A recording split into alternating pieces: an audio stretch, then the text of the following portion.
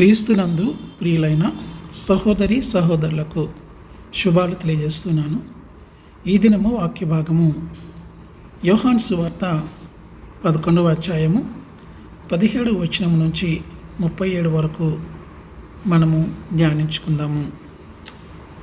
లాజరు ఇంటికి వచ్చినప్పటికీ అతడు చనిపోయి 4 రోజులైంది. వర్తమానం తీసుకొని వచ్చిన వారికి యేసును కలుసుకోవడానికి ఒక రోజు పట్టింది. యేసు 2 రోజులు అక్కడే ఆగి ఉన్నాడు. తర్వాత యేసు బేతనియ చేరడానికి ఒక రోజు పట్టింది. మార్త మరియను ఓదార్చడానికి యూదులు చాలామంది స్నేహితులు వచ్చారు. అయినప్పటికీ యేసు వస్తున్నాడని విన్న వెంటనే మార్త మరియను యూదులైన వారి స్నేహితులను వదిలి యేసును కలుసుకోవడానికి ఎదురు వెళ్ళింది. యేసు ఆలస్యంగా వచ్చినందుకు మార్త ఏమీ అనలేదు. కానీ లాజరు చావక ముందు వచ్చి ఉంటే అతడిని స్వస్థపరిచి ఉండే వాడని మాత్రమే చెప్పింది. యేసు దూరం నుండి కూడా ప్రజలను స్వస్థపరచగలడని మార్త విని ఉండలేదేమో. మత్తయి సువార్త 8వ అధ్యాయము 5-13 కానీ మార్కు సువార్త 7వ అధ్యాయం 24-30 వచనాలు మనం ధ్యానిస్తే యేసు దూరం నుండి కూడా స్వస్థపరచగలుగుతాడు అనే విషయాన్ని మనం గ్రహించవచ్చు. యేసు దేవుని ఏమి అడిగినా ఆయనకు అనుగ్రహిస్తాడని మార్త తన విశ్వాసం ద్వారా వ్యక్తపరిచింది. బహుశా యేసు ఆమె సహోదరుని మృతులలో నుండి లేపునని ఆయనకు సలహా ఇచ్చిందేమో. అయితే తర్వాత యేసు నిజానికి లాజరును లేపడానికి వచ్చినప్పుడు మార్త అది సాధ్యము కాని పని అని తలంచింది. శిష్యుల వలె మార్తకు కూడా కొంచెమే విశ్వాసం ఉండినది. అయితే ఆమె విశ్వాసమును పరీక్షించినప్పుడు అది విఫలమైనది. లాజరు మరలా లేస్తాడని యేసు మార్తతో చెప్పాడు. అందరి దేహాలు పునరుద్ధానమయ్యే అంత్య దినాన లాజరు శరీరంతో లేస్తాడనే అర్థంతో యేసు చెప్పినాడని మార్త తలంచింది. అయితే యేసు కేవలము లోకాంతమును గూర్చి మాత్రమే మాట్లాడడం లేదు. ఈ జీవితంలోనే మృతులలో నుండి లేపగలిగే శక్తిని మార్తకు లాజరుకు తెస్తున్నాడు. పునరుత్థానము జీవమును నేనే.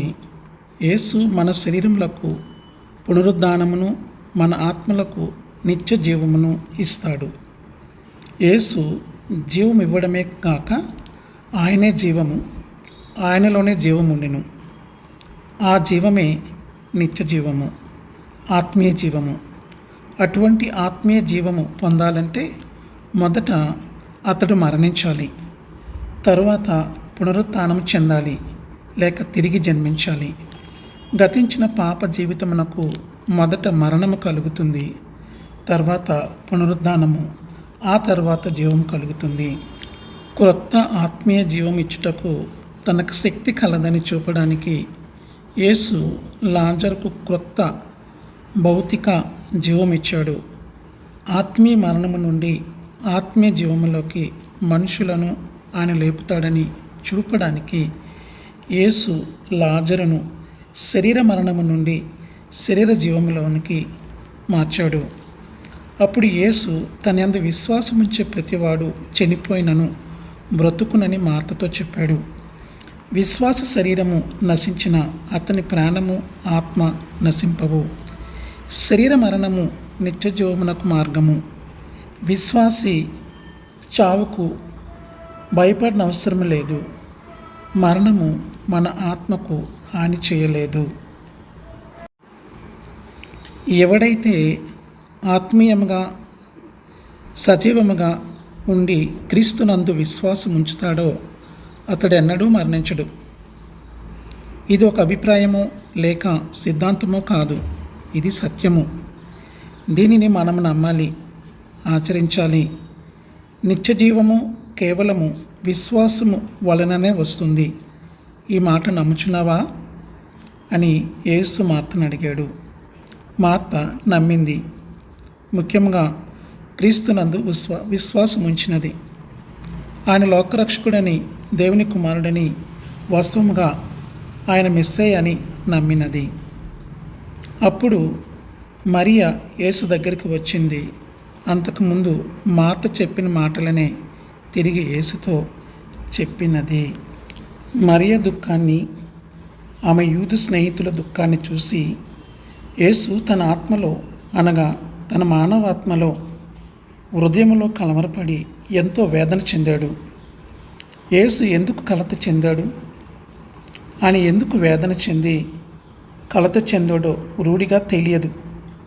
మృతుల నుండి లాజరును లేపబోతున్నాడు కాబట్టి ఆయన దుఃఖించడానికి ఆయన తరపు నుండి ఏ కారణము లేదు. మరియతో ఉండిన యూదుల అవిశ్వాసమును చూసి ఆయన కోపపడినాడని కొంతమంది నమ్ముతారు. మరి కొంతమంది లాజరును లేపిన తర్వాత యూదా నాయకులు వెంటనే ఆయనను పట్టుకొని చంపుతారని కలత చెంది ఉండవచ్చు అంటారు. బహుశా 4 రోజుల నుండి మరియ మార్తలు కలత చెందాల్సి వచ్చింది కాబట్టి ఆయన దుఃఖించి ఉండవచ్చు. యేసు కన్నీళ్లు విడిచెను. యేసు మనవలే మనిషి కాబట్టి దుఃఖమును అనుభవించాడు. యేసు ఎందుకు కన్నీళ్లు విడిచినాడో యూదులకు తెలియదు. లాజరు చనిపోయాడు. అతని గూర్చి ఏమీ చేయలేకపోయినందుకు యేసు కన్నీళ్లు విడిచినాడని యూదులు తలంచారు. యేసు లాజరును చనిపోకుండా చేయలేకపోయాడు ఎందుకు? ఆయన శక్తి ఏమైంది? గుడ్డివాడిని స్వస్థపరిచినాడు. మరి లాజరుకు ఎందుకు సహాయపడలేకపోయాడు అని యూదులు ఒకరినొకరు ప్రశ్నించుకున్నారు. సహోదరి సహోదరులారా, ఈ వాక్య భాగం నుంచి గ్రహించవలసిన అంశము, క్రీస్తు ప్రతి విశ్వాసి పరీక్షలలో, బాధలలో పాలు పంచుకుంటాడు అన్నది మనం గ్రహించాలి. దేవుడు ఈ వాక్యము మన జీవితంలో ఫలింపజేసి వర్ధలింప చేయనుగాక. ఆమేన్.